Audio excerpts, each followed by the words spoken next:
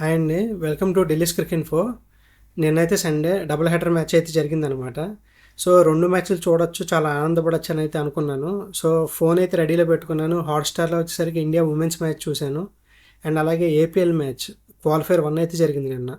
అటు capital Amaravati రాయల్స్‌కి, Bhimavaram బుల్స్‌కి. So అదైతే cover చేశాను బ్రేక్ టైంలో. అండ్ అలాగే ఐర్లాండ్ వర్సెస్ ఇండియా టీవీలో ఇది పెట్టుకొని కూర్చున్నాననమాట.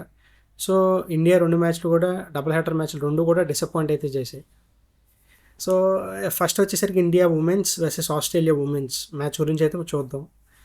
ఇండియా ఉమెన్ బ్యాటింగ్ వచ్చేసరికి చాలా బాగుంది, చాలా బాగా చేశారు బ్యాటింగ్ వచ్చేసరికి. బట్ ఓన్లీ థింగ్ ఈజ్ స్మృతి మందాన ఇంకొంచెం బెటర్ స్ట్రైక్ రేట్తో ఆడి ఉండాల్సింది అని అయితే అనిపించింది అనమాట. So actually Smriti Mandhana and Shafali Verma చాలా మంచి స్టార్ట్ అయితే ఇద్దామని అనుకున్నారు, అండ్ అలాగే ఇచ్చారు. Up to the power play ఒక వికెట్ అయితే కోల్పోలేదు. అండ్ ఆ తర్వాత యాక్సలరేట్ చేద్దాం అనుకున్నారు. యాక్సలరేట్ చేసే టైంకి షఫాలి వర్మ వికెట్ కోల్పోయింది.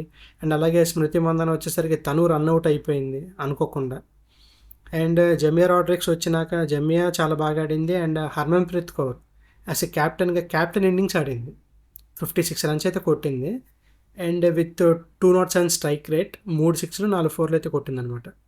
యాక్చువల్లీ హర్మన్ అలా ఆడుండకపోతే స్కోర్ వచ్చేసరికి 166 దాకా అయితే వెళ్ళేది కాదు.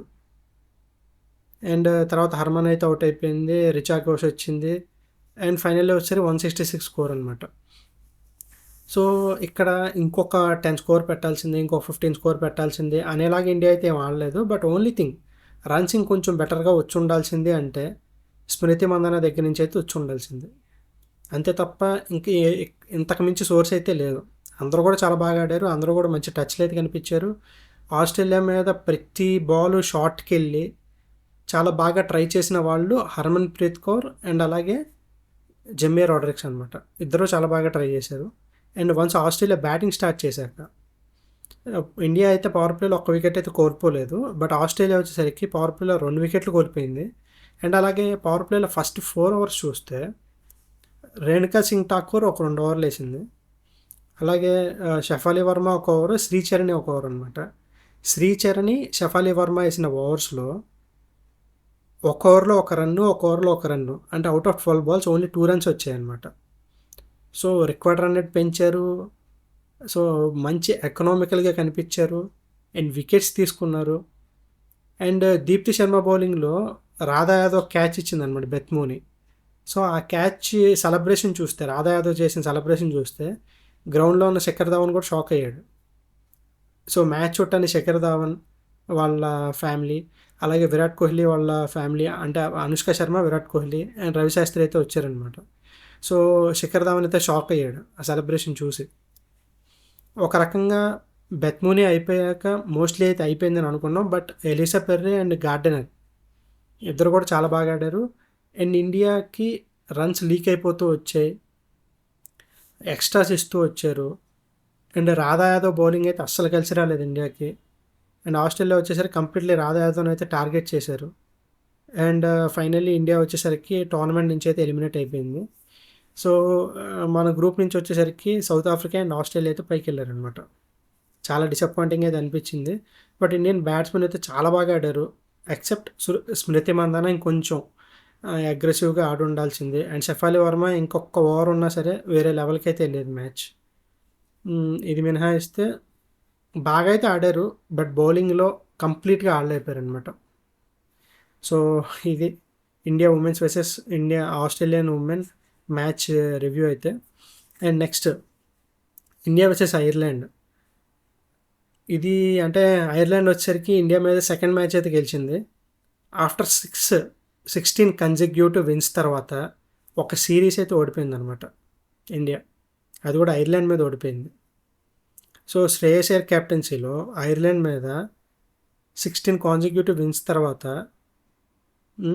అండ్ అలాగే వరల్డ్ కప్ సాధించిన తర్వాత ఓడిపోవటం అనేది నిజంగా మనకు గుర్తుండిపోయే విషయం ఇది. అండ్ ఇక్కడ ఐర్లాండ్ బ్యాటింగ్ వచ్చేసరికి అద్భుతంగా ఏం చేయలేదు. ఇక్కడ నాకు అర్థం కాదు ఏంటంటే హర్షదీప్ సింగ్ బాగా వేసాడు బౌలింగ్, హర్షిత్ రాణా బౌలింగ్ బాగా వేసాడు, అక్షర్ పటేల్ చాలా బాగా వేసాడు, శివం దుబే చాలా బాగా వేసాడు. కొత్తగా వచ్చిందల్లా ప్రిన్స్ యాదవ్ 3 వికెట్లు తీసుకున్నాడు, తను ఎకనామికల్గా వేసాడు. బట్ శ్రేయస్ అయ్యర్ చేసింది ఏంటంటే శివం దుబే నుంచి 1 ఓవరు, అండ్ అలాగే హర్షిత్ రాణా దగ్గర నుంచి ఒక ఓవర్ తీసి ఈ 2 ఓవర్లు సూర్యాన్స్ హెగ్డేకి ఇచ్చాడనమాట. సూర్యాన్స్ హెగ్డే వచ్చేసరికి ఈ 2 ఓవర్లో 12.5 ఎకనమీ తోటి 25 రన్స్ అయితే కొట్టించి ఫైనల్గా ఆ తేడాతోనే ఆ మార్జిన్తోనే ఇండియా ఓడిపోయేలాగైతే చేశాడనమాట. సో అసలు ఎందుకు ఇవ్వాలి సూర్యాన్స్ హెగ్డేకి బౌలింగ్ నాకైతే అర్థం కాలేదు. మనకి 5 బౌలర్స్ అయితే ఉన్నారు. వాళ్ళు మెయిన్ బౌలర్స్ అయినా పార్ట్ టైం బౌలర్స్ అయినా మనకు 5 అయితే బౌలర్స్ ఉన్నారు. ఎకనామికల్గా బాగున్నారు. వికెట్లు పడ్డాయి. శివం దుబేకి 2 వికెట్లు, హర్షదీప్కి 2 వికెట్లు, హర్షిత్ రాణాకి 1 వికెట్, కొత్తగా వచ్చిన ప్రిన్స్ యాదవ్కి వచ్చేసరికి 3 వికెట్లు పడ్డాయి. సో ఎందుకు ఇవ్వాల్సి వచ్చింది సూర్యాన్స్ హెడ్డేక్ అయితే నాకైతే అర్థం కాలేదు. అండ్ జస్ట్ ఆ మార్జిన్ తోటి ఇండియా బ్యాటింగ్ అయితే ఫైనల్లీ ఓడిపోవడం అయితే జరిగింది 1 రన్ తేడాతోటి. అండ్ బ్యాటింగ్లో చూస్తే కూడా గతంలో ఎప్పుడు లేనట్టు ఇండియా ఇద్దరి ఓపెనర్స్ కూడా డక్అవుట్ అయితే అయ్యారు. అభిషేక్ శర్మ, సంజు శాంసన్ ఇద్దరు ఎక్స్పీరియన్స్డే. లాస్ట్ మ్యాచ్ అభిషేక్ శర్మ చాలా బాగా ఆడాడు. అండ్ సంజుకి వరల్డ్ కప్లో మంచి ఎక్స్పీరియన్స్ అయితే ఉంది. అండ్ ఐపీఎల్లో కూడా రీసెంట్గా చాలా బాగా ఆడాడు సంజు. బట్ ఇక్కడ వచ్చేసరికి డక్అవుట్ అయితే అయిపోయారు. అండ్ ఇద్దరిని అవుట్ చేసింది జైమూండ్రా వచ్చేసరికి రాజస్థాన్ ప్లేయర్ అనమాట.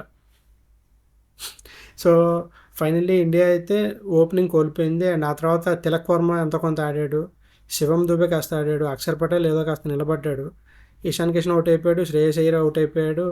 And finally Harshit Rana 21 runs అయితే చేశాడు. అండ్ ఇండియా వచ్చేసరికి 1 రన్ తేడా అయితే ఓడిపోయింది అనమాట.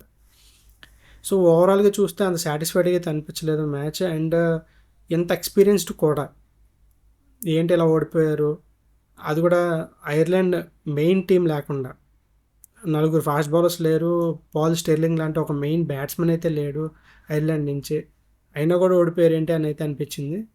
సో ఇండియా వచ్చేసరికి ఇది ఒక గుర్తుపెట్టుకునే ఓటమి అని అయితే మనమైతే చెప్పొచ్చు అనమాట. సో అటు ఏపీఎల్లో చూసిన ఏపీఎల్లో క్వాలిఫైర్ 1 మ్యాచ్ జరిగిందని చెప్పే కదా. సో అక్కడ చూసేసరికి భీమవరం బుల్స్ అయితే గెలిచారు. సో వాళ్ళైతే ఫైనల్కి వెళ్ళారు. అది అప్డేట్ అనమాట. మొత్తానికి సండే 2 మ్యాచ్లు, 2 డబుల్ హెడర్ మ్యాచ్లు కూడా ఇండియా ఓడిపోయింది. అండ్ ఐర్లాండ్ ఒక మంచి విక్టరీ ఇండియా మీద సాధించింది. అండ్ అలాగే ఆస్ట్రేలియా ఇండియా మీద గెలిచి ఇండియన్ ఉమెన్స్ అయితే టోర్నమెంట్ నుంచి అయితే ఎలిమినేట్ చేసింది. సో ఇదనమాట. సో నా సపోర్ట్ అయితే మీ సపోర్ట్ అయితే నాకు కావాలి. So please do like, share and subscribe. Thank you so much.